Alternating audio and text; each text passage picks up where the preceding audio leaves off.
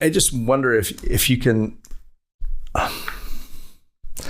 summarize how fortunate we are in the United States, because you touched on freedom. There's abundance in so many ways. There's abundance of time. You can choose to be who you are. I just don't know that most Americans are putting a value on that. And I wonder if you could comment on that.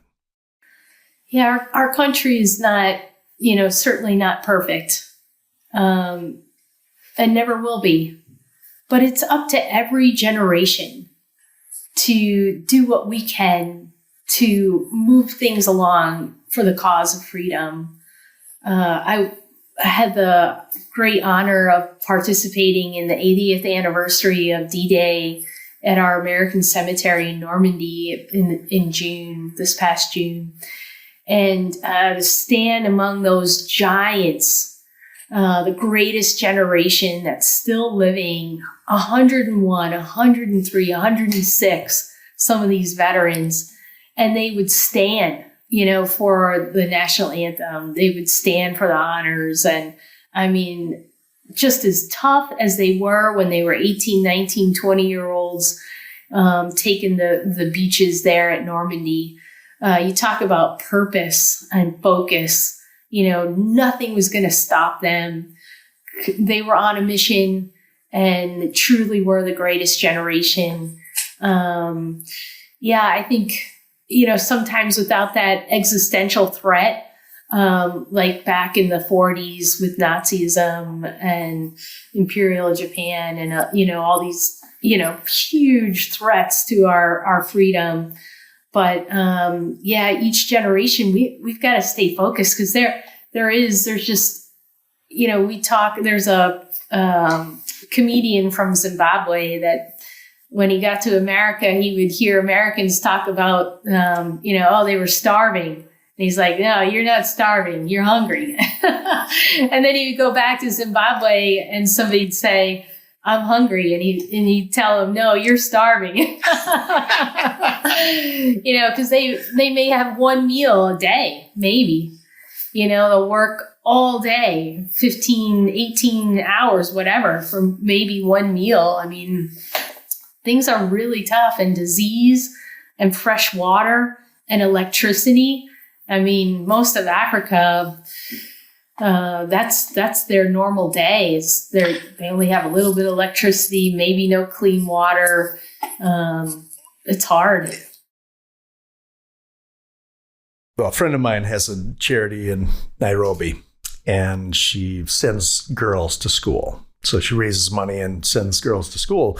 And we were talking about it one day at lunch, and she was telling me about this. And I said, I think we'd like to sponsor one of your girls. And that night I went home and we had a conversation over dinner. My girls, I think, were 7 and 5, maybe 6 and 4 at the time. They were really young. And I said, this is what happens in certain countries. A mother has a boy and a mother has a girl, and she can only send one to school. 100% of the time, it's going to be the boy. Oh, my girls were so upset. So upset. Oh, that's not fair. That the girl should be able to go to school too. And I said, you can do something about that. Well, what can we do? I said, you can raise money and you can send a girl to yourself, yourself. And they said, we can do that? I said, yes, you can do that. And they did. They have. So now this is their 3rd year of doing that. But there's 2 reasons why I share this story. Is one is they feel going to school is a birthright, right? They're entitled to it. And that's not the case everywhere in the world. The second reason I say this is that's a problem, and it's a big problem globally, but they don't have to solve the whole problem. They can solve a tiny bit of it, and we can move forward as humanity. Yes. Yes, absolutely. We can do things small ways, locally, 1v1. And I think too, your kids, they could be the next president, in the years to come, and bring, solutions to, global problems too. I think the opportunity to do great good is really there with the technology that we have.